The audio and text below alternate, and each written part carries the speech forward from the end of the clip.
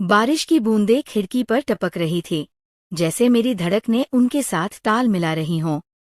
हर बूंद के साथ दिल तेजी से धड़कता, और मैं उस दरवाजे के सामने खड़ी थी, जिसके उस पार मेरे ससुर जी थे। उनकी आंखों की वो चमक, जो मैं कभी नहीं भूल पाई, आज फिर मुझे बेचैन कर रही थी। मैं कशमकश में थी, दरवाजा खोलूं या नहीं। उस रात की यादें, जो मैंने अपने मन के किसी कोने में दफन कर दी थीं, फिर से उभर आई। वो रात, जो शायद मेरी जिंदगी की सबसे बड़ी गलती थी, या फिर सबसे सच्चा पल, मैं आज तक नहीं समझ पाई। उनकी आवाज में वही कंपन था, तुम्हें पता है ना, मैं तुम्हारे लिए कितना कुछ। उनकी बात अधूरी थी, पर हर शब्द मेरे दिल को चीर रहा था। मैंने दरवाजे का हैंडल पकड़ा, मेरी उंगलियां कांप रही थी। खोल दूं तो क्या होगा, न खोलूं तो क्या बच जाएगा। उस पल मेरी पूरी जिंदगी जैसे ठहर गई थी, और बारिश की आवाज में मेरी सांसें डूब रही थी।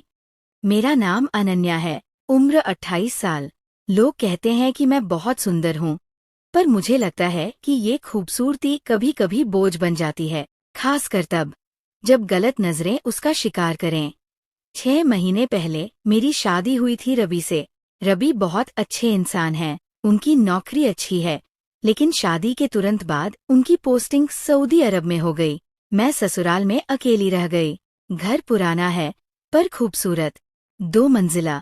दिन के वक्त भी सन्नाटा मुझे घेर लेता है। मेरे ससुर विश्वनाथ जी अकेले रहते हैं। मेरी सास 3 साल पहले गुजर चुकी है। विश्वनाथ जी उम्र 50 के आसपास, पर दिखते 40 जैसे। लंबे, आकर्षक, बातों में सौम्य।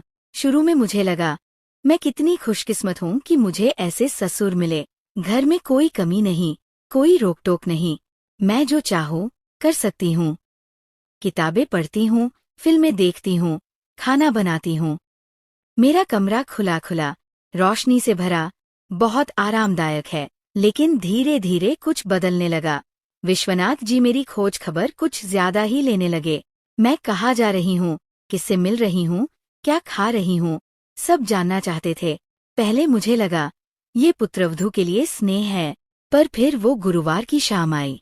मैं रसोई में चाय बना रही थी। बाहर हल्की बारिश हो रही थी। तभी विश्वनाथ जी ऑफिस से लौटे। उनकी सफेद शर्ट और काली पैंट भीग चुकी थी। अनन्या, तौलिया दे सकती हो? मैं जल्दी से तौलिया ले आई। वो सिर पोंछने लगे। उनके बालों में पानी की बूंदें चमक रही थी। तभी मैंने देखा, वो मुझे घूर रहे थे। नजरें सामान्य नहीं थीं। तुम आज बहुत सुंदर लग रही हो। मैं हल्की हरी साड़ी में थी, बाल खुले। मैं शर्मा गई, नजरें झुका लीं। ससुर जी, चाय लेंगे? मैंने पूछा। हाँ, पर चाय नहीं, तुम्हारे साथ बैठूंगा। उनकी आवाज में अजीब सी कोमलता थी। मेरे सीने में कुछ होने लगा। हम ड्राइंग रूम में बैठे। बाहर बारिश तेज हो गई थी। मैंने उनके हाथ में चाय का कप दिया। उनके उंगलियों ने मेरे हाथ को हल्का सा छुआ।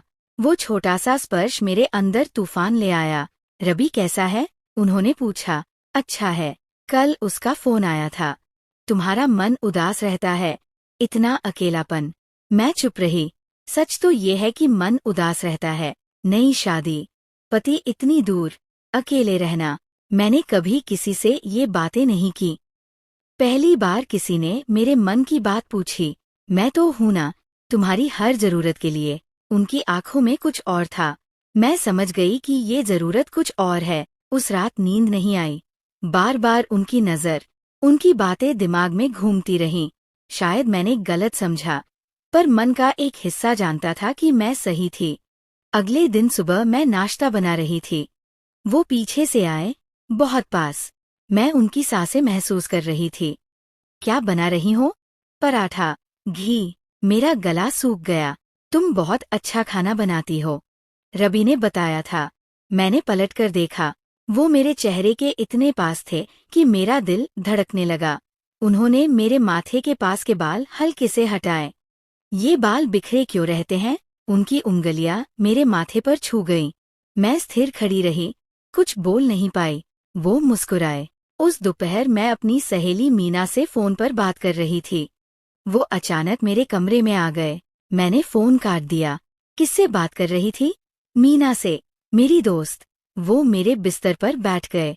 तुम्हारा कमरा बहुत सुंदर है, क्या मैं कभी कभी यहाँ आ सकता हूँ? मैं हैरान थी। मेरा मतलब, मेरा कमरा पुराना है, यहाँ रोशनी और हवा ज्यादा है। मुझे कुछ सूझा नहीं। वो मेरे पास आए। तुम क्या सोचती हो, मैं बहुत बूढ़ा हूँ? नहीं, विश्वनाथ जी, आप तो। मैं रुक गई। तुम्हारी उम्र के हिसाब से मैं बूढ़ा हूँ, है ना? नहीं, आप स्मार्ट दिखते हैं। वो हंसे। तो अगर मैं तुम्हारी उम्र का होता, तो क्या होता? मैं स्तब्ध रह गई। उस रात मैं आईने के सामने खड़ी थी। क्या मैं पाप कर रही हूँ? क्या मैं उन्हें बढ़ावा दे रही हूँ? उनका सवाल मेरे दिमाग में गूंज रहा था। मैं शादीशुदा हूँ। रवि मुझसे इतनी दूर है, और विश्वनाथ जी, वो मेरे इतने पास। हम साथ खाना खाते हैं, बातें करते हैं, वो मेरी राय सुनते हैं, मेरा ख्याल रखते हैं। मुझे इतना महत्व पहले कभी नहीं मिला। पर ये प्यार है या अकेलापन? मैं खुद को धोखा दे रही हूँ। अगले दिन मैंने फैसला किया कि दूरी बनाऊंगी। पर एक ही घर में ये कैसे मुमकिन है? दोपहर में मैंने रवि को फोन किया। उसकी आवाज सुनकर मन और उदास हो गया। वो इतना दूर, इतना अजनबी लगता है। कैसी हो? उसने पूछा। अच्छी हूँ। तुम? बिजी हूँ। काम का प्रेशर है। बाबा का ख्याल रखना। वो अकेले हैं, तुम्हारे होने से खुश है। मैं चुप रह गई। रवि को नहीं पता कि उसके बाबा मेरा कितना ख्याल रख रहे हैं। उस दिन शाम को विश्वनाथ काका मेरे लिए एक तोहफा लाए। एक नीली साड़ी, इतनी सुंदर कि देखते ही मन मोह लिया। उन्होंने हंसते हुए कहा, ये तुम्हारे लिए। मैंने हैरानी से उनकी तरफ देखा। क्यों? बिना वजह तोहफा? उन्होंने मेरी आंखों में देखकर कहा, इस रंग में तुम बहुत खूबसूरत लगोगी। मैंने साड़ी पकड़ ली, लेकिन मन में एक हल्का सा संकोच था। क्या ये ठीक है? मैंने पूछा। मुझे तोहफे की जरूरत नहीं। उन्होंने गर्मजोशी से जवाब दिया। जरूरत का क्या मतलब? तुम इस घर की बेटी हो, मेरी बहू। क्या मैं अपनी बहू को तोहफा नहीं दे सकता? मैं चुप हो गई। उनकी बातों में प्यार था, लेकिन कहीं न कहीं मुझे लगा कि वो मुझे सिर्फ बहू की तरह नहीं देख रहे। उस रात मैंने वो नीली साड़ी पहनी, आईने के सामने खड़ी होकर खुद को देखा, और सचमुच मैं खूबसूरत लग रही थी। तभी दरवाजे पर खटखट हुई। कौन? मैंने पूछा। मैं, विश्वनाथ। उनकी आवाज आई। मैंने दरवाजा खोला। मुझे देखकर वो जैसे ठहर से गए। तुम कितनी सुंदर लग रही हो। उनकी आवाज में एक अजीब सी गर्माहट थी। मैं शर्मा गई, नजरें झुका लीं। धन्यवाद, मैंने धीरे से कहा। वो कमरे में आए, दरवाजा बंद किया। मेरा दिल जोर जोर से धड़कने लगा। क्या मैं तुम्हारे पास बैठ सकता हूँ? उन्होंने पूछा। मैंने सिर्फ सिर हिलाया। वो मेरे बिस्तर पर बैठ गए, मैं कुर्सी पर। अनन्या, मैं तुमसे कुछ कहना चाहता हूँ। उनकी आवाज गंभीर थी। मैंने कहा, बोलिए। वो रुके, फिर धीरे से बोले, मुझे पता है ये ठीक नहीं, लेकिन मैं तुमसे प्यार करने लगा हूँ। मैं जैसे सांस लेना भूल गई। उन्होंने सचमुच कह दिया। मैंने उनकी तरफ देखा। उनकी आंखों में प्यार था, लेकिन साथ में एक गहरी उदासी भी। वो बोले, मुझे पता है तुम मेरी बहू हो। ये गलत है, पाप है, लेकिन मैं खुद को रोक नहीं पा रहा। हर दिन तुम्हें देखता हूँ, तुमसे बात करता हूँ, और ये दिल, ये बस तुम्हारी तरफ खिंचता चला जाता है। मैं कुछ बोल नहीं पाई। मेरे लिए ये सब एक सपने जैसा था। तुम कुछ बोल क्यों नहीं रही? उन्होंने पूछा। मुझे नहीं पता क्या कहूँ, मैंने हकलाते हुए कहा। वो मेरे पास आए, मेरा हाथ पकड़ा। अगर तुम मुझे जरा भी प्यार करती हो, तो बोलो, मैं सब संभाल लूंगा। उनकी आंखों में चाहत थी, लेकिन साथ में डर भी। शायद वो भी मेरी तरह कशमकश में थे। मैंने कहा, विश्वनाथ, मैं बहुत कंफ्यूज हूँ। उन्होंने मेरे गाल पर हाथ रखा, बोले, मैं भी कंफ्यूज हूँ, लेकिन मैं जानता हूँ कि मैं तुमसे प्यार करता हूँ। मैंने उनका हाथ हटाया, लेकिन छोड़ा नहीं। मैंने उसे पकड़े रखा। मुझे डर लग रहा है। मैंने कहा, मुझे भी। उन्होंने जवाब दिया, लेकिन मैं तुम्हारे बिना रह नहीं पाऊंगा। उस रात हमने बस बातें की, एक दूसरे का हाथ थामे बैठे रहे, लेकिन मुझे पता था, मैंने एक रेखा पार कर ली थी। अगले दिन से सब कुछ बदल गया। मैं उन्हें विश्वनाथ कहने लगी। वो मेरे साथ ज्यादा वक्त बिताने लगे। हम साथ में फिल्में देखते, खाना खाते, बाजार जाते। लोग हमें देखकर शायद सोचते, कितना प्यारा ससुर बहू का रिश्ता है। लेकिन हम दोनों जानते थे, ये कुछ और था। एक बारिश वाले दिन हम बरामदे में बैठे थे। मेरा सिर उनके कंधे पर था। वो मेरे बालों में हाथ फेर रहे थे। तुम्हें पता है, मुझे कितने दिनों बाद इतना सुकून मिला है? उनकी आवाज में एक गहरी तृप्ति थी। मैं चुप रही। मुझे लग रहा था कि मैं किसी खूबसूरत सपने में हूँ। लेकिन मैंने पूछ लिया, विश्वनाथ जी, क्या हम गलत कर रहे हैं? उन्होंने धीरे से कहा, शायद। लेकिन मैं रुक नहीं पा रहा। मैं भी नहीं रुक पा रही थी। उनके साथ हर पल मुझे सुकून देता था। मैं भूल जाती थी कि मैं शादीशुदा हूँ। मेरा पति रवि है, जो विदेश में है। एक सुबह मैंने उनके लिए खास नाश्ता बनाया। वो बहुत खुश हुए। तुम्हें पता है, मैं तुमसे कितना प्यार करता हूँ? उन्होंने कहा। मैंने पहली बार खुलकर कहा, मैं भी तुमसे प्यार करती हूँ। वो मुझे गले लगाने आए और मैंने खुद को उनकी बाहों में समेट लिया। अनन्या, मैं तुम्हें बहुत करीब चाहता हूँ, उन्होंने कहा। मैं समझ गई कि वो क्या कहना चाहते हैं। मेरा दिल फिर से धड़कने लगा। मुझे नहीं पता, मैंने कहा। उन्होंने जवाब दिया, तुम सोच लो, मैं इंतजार करूंगा। उस रात मैं रवि की तस्वीरें देख रही थी, हमारी शादी की तस्वीरें। वो कितना खुश था और मैं भी। लेकिन अब मैं क्या कर रही थी? क्या मैं अपने पति के साथ विश्वासघात नहीं कर रही थी? मैंने रवि को फोन किया। उसकी आवाज सुनते ही मेरी आंखें भर आईं। क्या हुआ? तुम रो क्यों रही हो? उसने पूछा। कुछ नहीं, बस तुम्हारी याद आ रही थी, मैंने कहा। वो बोला, मैं जल्दी आऊंगा।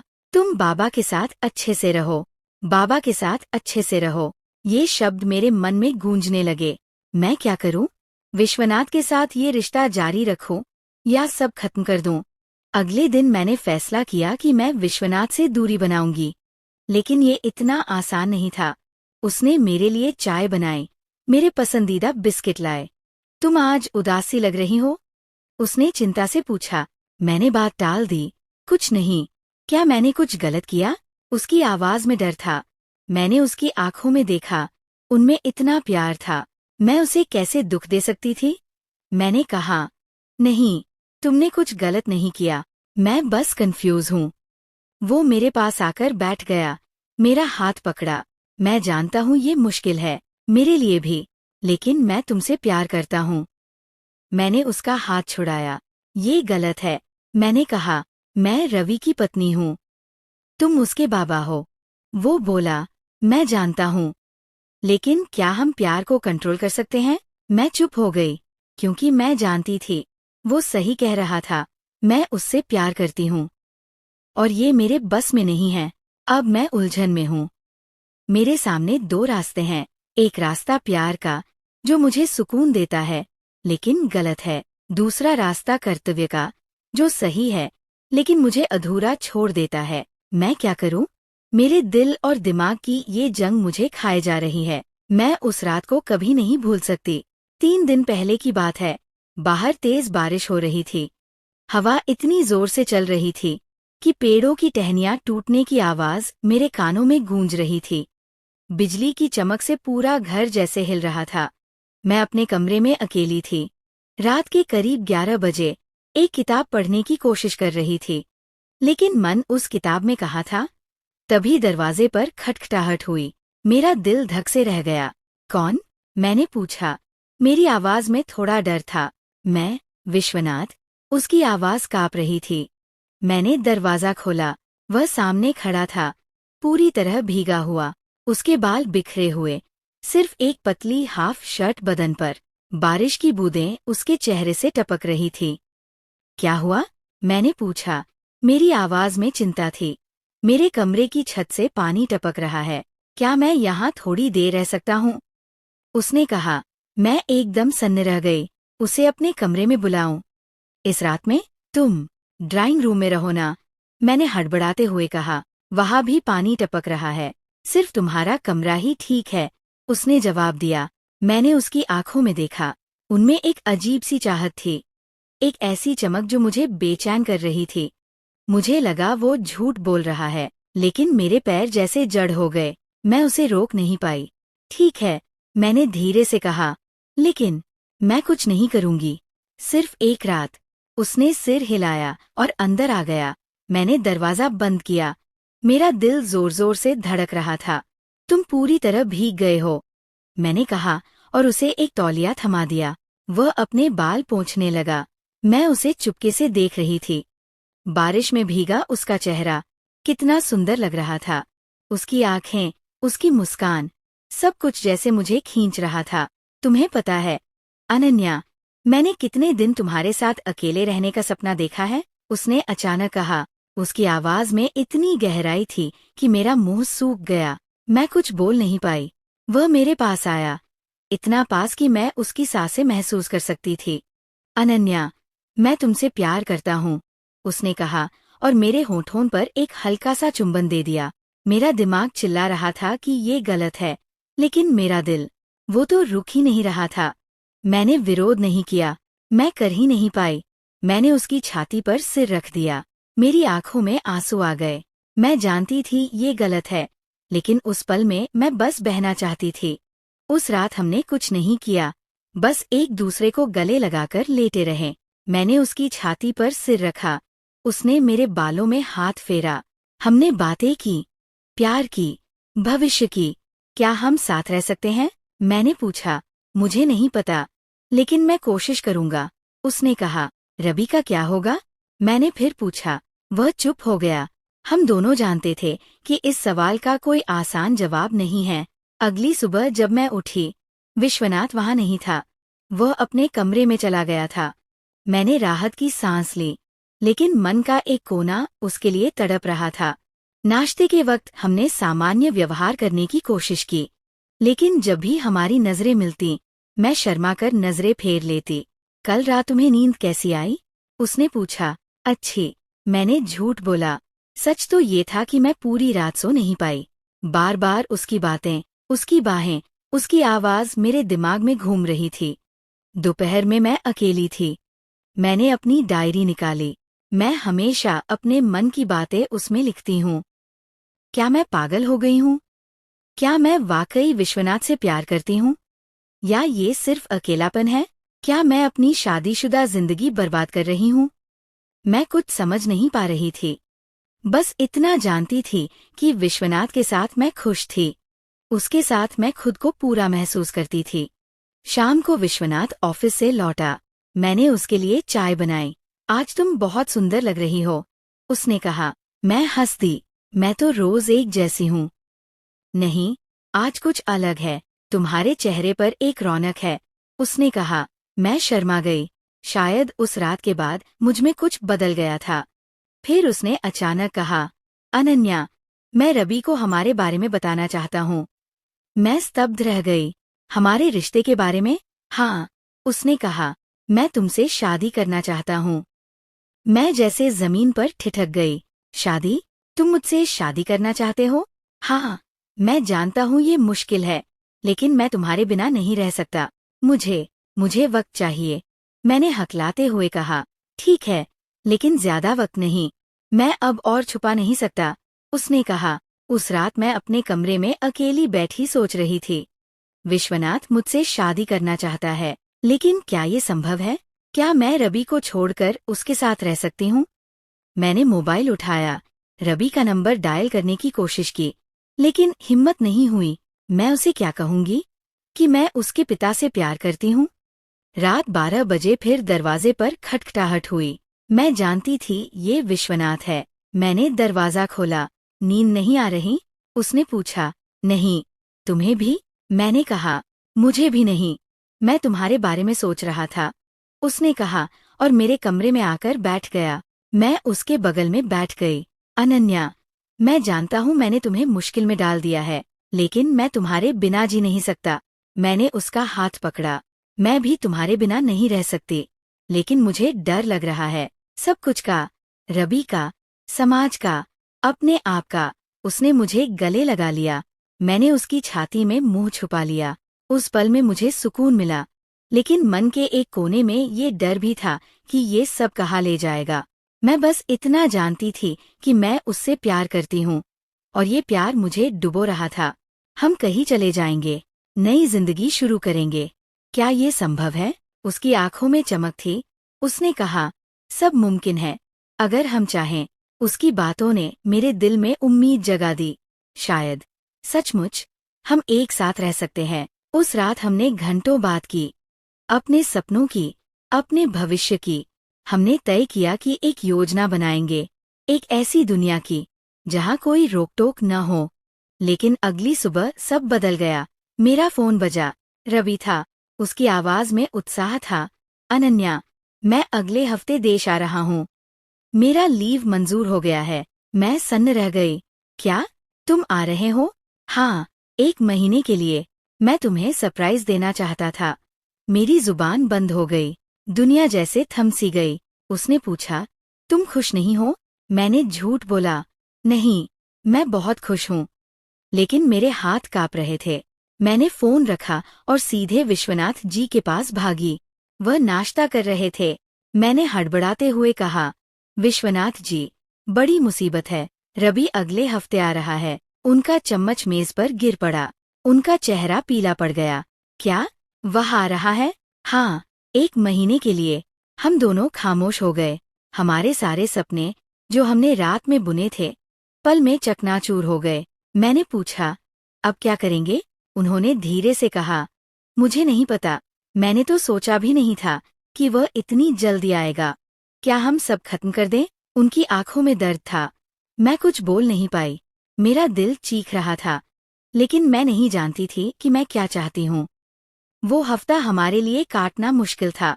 हम जानते थे, रवि के आने के बाद सब बदल जाएगा। हमारा रिश्ता, जो हमने इतने प्यार से जोड़ा था, अब और नहीं चल सकता था। फिर भी उस हफ्ते हमने हर पल एक साथ बिताने की कोशिश की, जैसे वो हमारे आखिरी पल हों। विश्वनाथ जी ने एक रात कहा, अनन्या, मैं तुम्हें कभी नहीं भूल पाऊंगा। मेरी आंखें भर आईं। मैंने कहा, मैं भी तुम्हें नहीं भूल पाऊंगी। लेकिन क्या हम सचमुच सब खत्म कर देंगे? मेरी आवाज कांप रही थी। उन्होंने जवाब नहीं दिया, बस मेरी ओर देखते रहे। रवि के आने से एक रात पहले हम आखिरी बार एक साथ थे।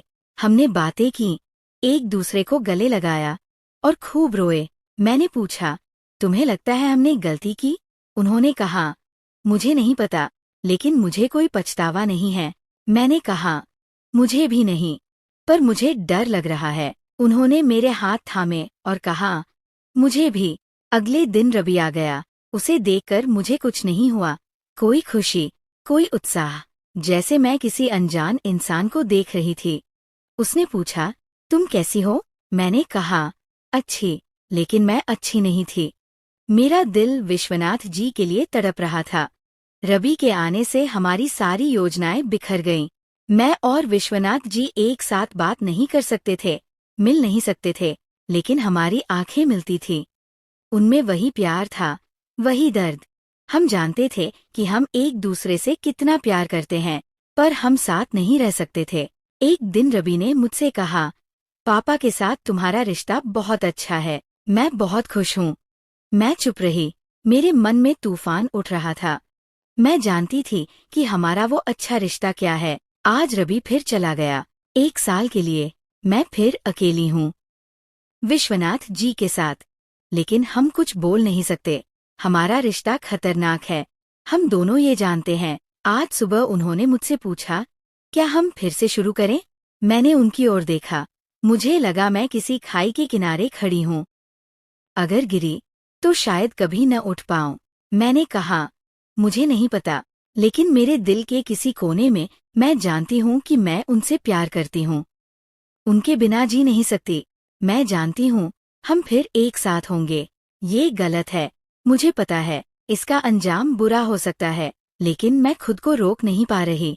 मुझे नहीं पता हमारा भविष्य क्या है। मुझे नहीं पता ये प्यार मुझे बर्बाद करेगा या खुशहाल बनाएगा। मैं बस इतना जानती हूँ कि मैं विश्वनाथ जी से प्यार करती हूँ। ये प्यार मेरा अभिशाप है या आशीर्वाद, ये तो वक्त ही बताएगा। तो दोस्तों, आपको ये कहानी कैसी लगी? कमेंट में ज़रूर बताएं। अगर आप पहली बार इस चैनल पर आए हैं तो चैनल को सब्सक्राइब करना न भूलें। ऐसी ही रोचक कहानियों के लिए तब तक के लिए हमें इजाज़त दें।